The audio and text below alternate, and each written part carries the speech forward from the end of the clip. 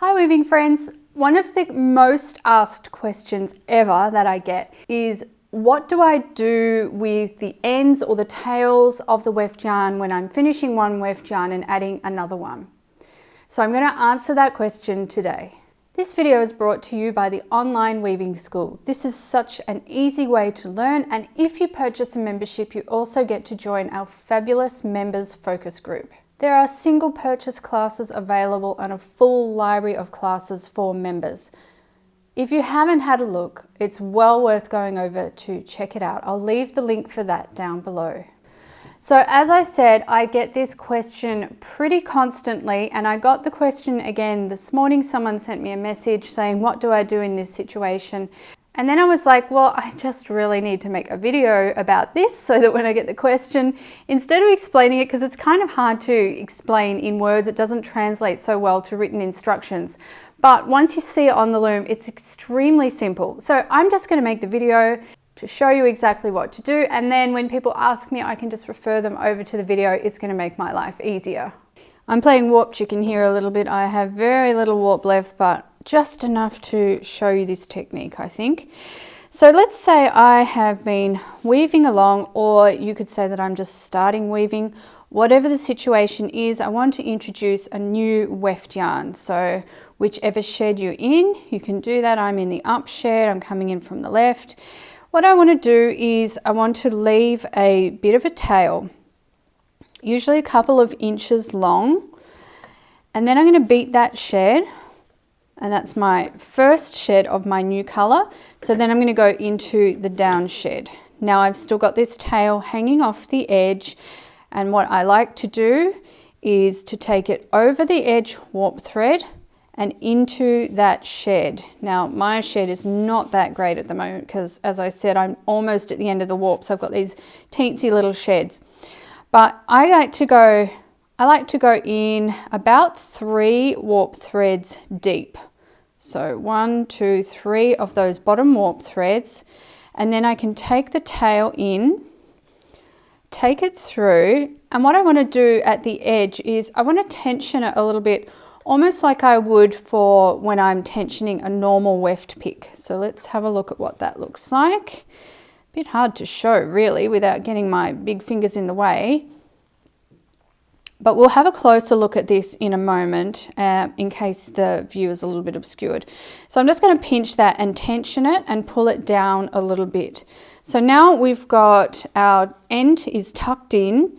It's not pulled in too far so as it's going to draw in and make your edges lumpy and bumpy. But it is drawn in far enough that it's quite secure there. It's not pulling out. Okay, so that's my down shed. I'm still in the same shed and I'm going to weave in that shed.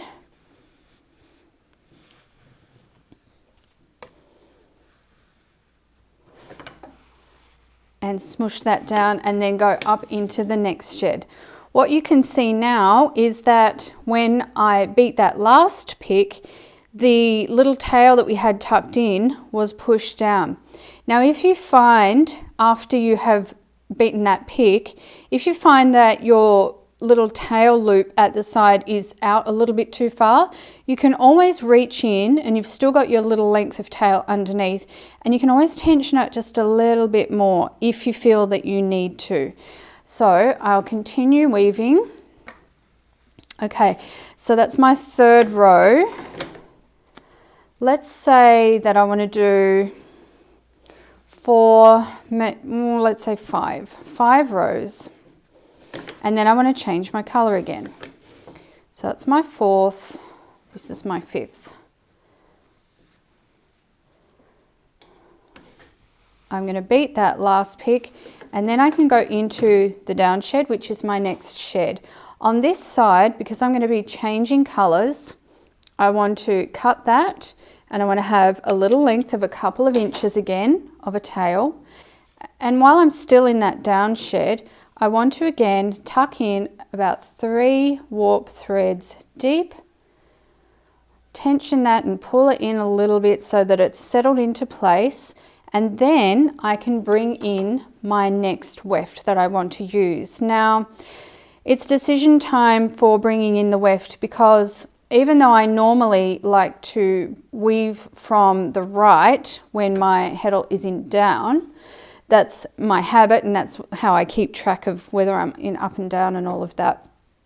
But in this case, if I come in from this side, I'm going to have another tail kind of on top of this tail. So, and depending on your yarn, that may not be a problem, but with a yarn like this, it's a bit bulkier. This is a DK weight yarn, a little bit thicker. So I'm going to choose to come in from the opposite side. When I come in with the new weft, I'm going to, guess what, leave a tail of a couple of inches, beat that into place, then come into the up shed, which is my next shed, and then I deal with this tail. I tuck it in, about 3 warp threads in, tension it at the edge, and then I can weave my next pick right on top of that.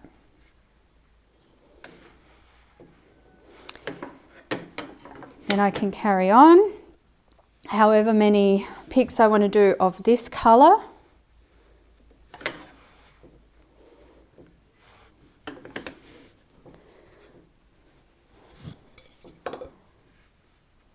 Okay, and I've decided I'm going to end this pick and change back to the orange again. So notice that when I'm ending the pick, I'm doing so on the opposite side to where my last tail was, which was this side.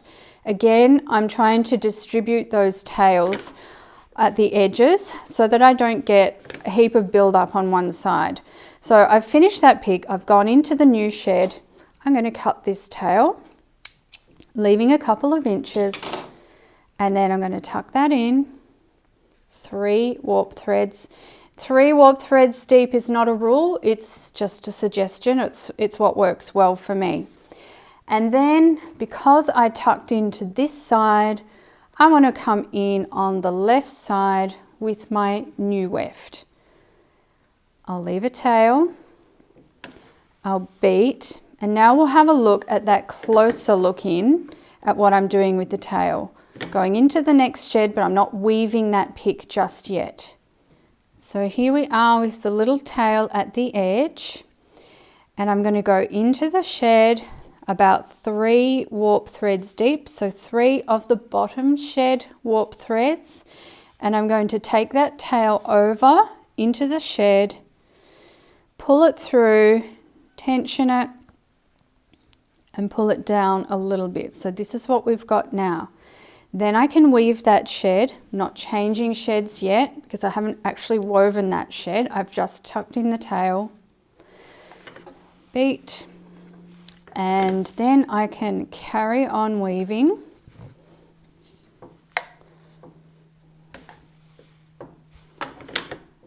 Just as I did before.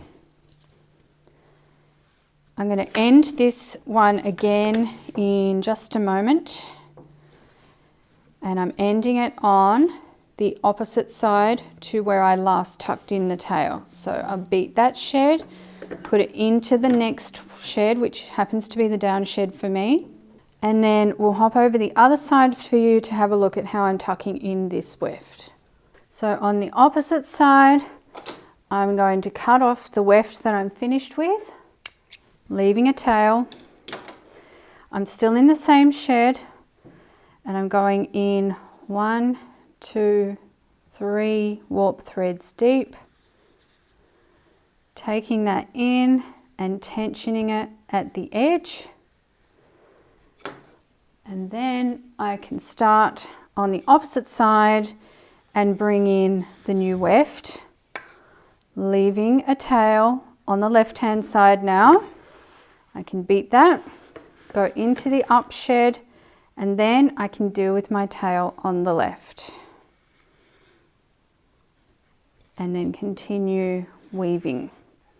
Now another question that people ask about this method is, or a concern that they have rather, is that these little weft tails, once the item is wet finished and in use, they're concerned that they're going to work their way out of place.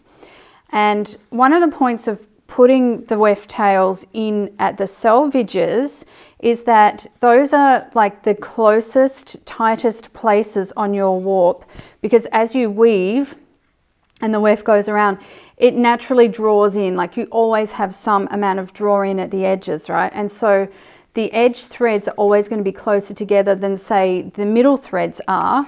And so those tails really do get wedged in there pretty well. And again, as I said before, it depends on the yarn. A thinner yarn will wedge much more readily, and also the tails will be much less noticeable than on something a bit thicker like this. But still, they do stay put really well. All right, let's do one last weft change. And I won't talk about it this time, I'll just do it. But if you need to look over again at what I was doing earlier and go back over the video, please do that. And after a while, this just becomes second nature. It's just something that you do. And you can change colors heaps and easily. And it also works for when you're just changing wefts, like if you're using the same weft throughout a piece, but you've run out of weft and you need to reload, then this is the method that I use for that as well. I'm rather liking these stripes. I think this looks very effective. Now, another concern that people might have is, can't you see at the edges where you've tucked the tails in? The answer is, well, to the trained eye, yes, maybe, you know, as the weavers, as the people who are actually doing the work, we can tend to be a little bit perfectionist about little things like that and say, oh, well, I can see it, so other people will be able to see it and it detracts from the piece. But really, people who don't weave, they're not going to notice. The ends are actually pretty well blended. And, you know, even as I'm weaving, seeing the ends tucked in, it's not bothering me. It's not like I'm going, oh, that looks terrible the way they've been tucked in. Quite the opposite, actually. I think it looks rather good. Some people might beg to differ, but I think it's a really good solution. And I used to join in new yarn in the middle a lot, and that works okay, but I feel like the ends are more likely to work themselves out of place when they're joined in the middle. And also that's a problem for if you want to change weft colors, because if you're changing weft colors, you don't want to have half a color going halfway over the piece and another color going the other half. There are other methods as well, like Russian joins and all of that.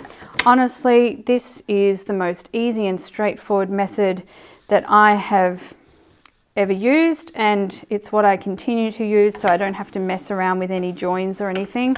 So I'll continue to use this, and I hope it's helpful to you as well. Don't forget to like this video, subscribe to my channel, and share this please with anyone you think would benefit from it. Well friends, I hope you've been enjoying all of the extra content that I've been putting on recently. I've really been making an effort to provide something new every week on YouTube for all of you. I'm not sure how long I can keep that up for, but it is great to see new people watching and subscribing, so thank you for that.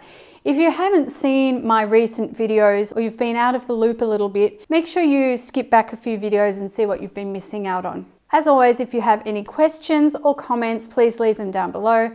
And until next time, happy weaving!